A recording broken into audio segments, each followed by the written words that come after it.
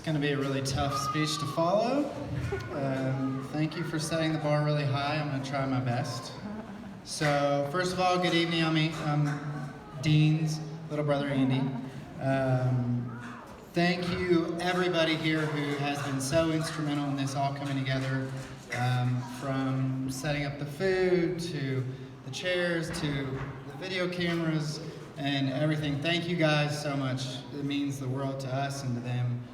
So on behalf of our family, thank you guys. We appreciate it. So, Dean, Mike, as you sit next to your new bride tonight, you start a new chapter in your life, we want you to know how happy we are for you. We're so pleased to have Megan in our lives, and especially in your life.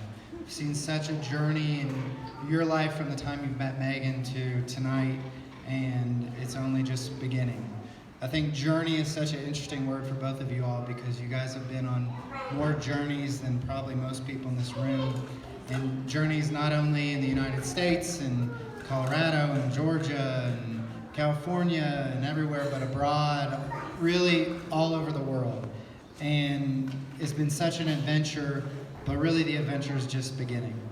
And your past lives have prepared you for what the new adventure together will be. And I cannot wait to see what that adventure looks like for you guys. So, just two quick silly stories that I told last night, but for those of you who weren't here, it's been really interesting seeing the change in Mike/Dean from the time that he met Megan. So, Mike's always been a very generous person, kind, thoughtful, willing to do anything for anybody. The only person who I truly know who's actually given their shirt off their back to somebody. But one day, I'll never forget, I was home, got a phone call, and he said, "Andy, I think I'm going to the Middle East." I was like, "Going to the Middle East? What do you mean?" "Well, I'm about to do a mission trip to the Middle East with Megan." I was like, "Okay, that's interesting." He said, "Well," I was like, "Is it a safe place?" He was like, "No, not really. You know, it's one of the higher, more dangerous ones up there." I said, okay. I was like, "Well, is it a Christian community?" He's like, "No, not really." I was like, "Okay." I was like, that's awesome. And I was a little nervous. There was a lot of prayers for their safety and whatnot, but what a interesting testament to not only their faith in God, but their faith in each other. And then shortly after that phone call followed up, and "Andy, I think I'm going to California. And I think I'm going to sell everything I own to chase this girl. And I think she may be the one."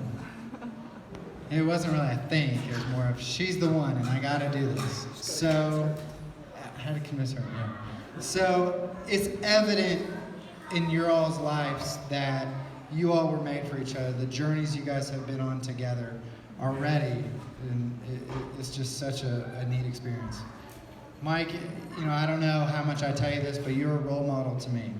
You're without a doubt the kindest person I know. When I think about my life and try to think about what I need to be doing, the right things that I need to be doing, you're my role model, what I look up to. So I appreciate that.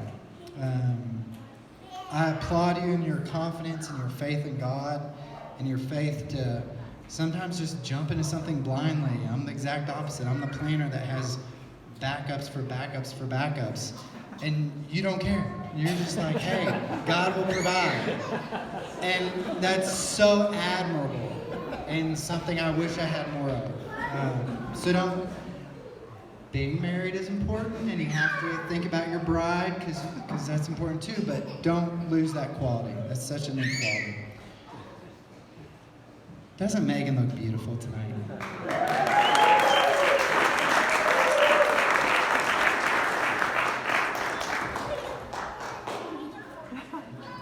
Megan, welcome to our family. As I said last night, we will do anything for you. Going forward, you're one of us. So if you ever need anything, pick up the phone. If there's ever anything we can do for you, please don't hesitate to ask.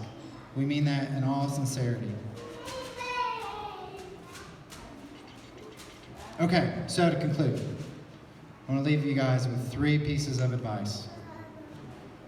Always remember that now being married, you have to think of each other.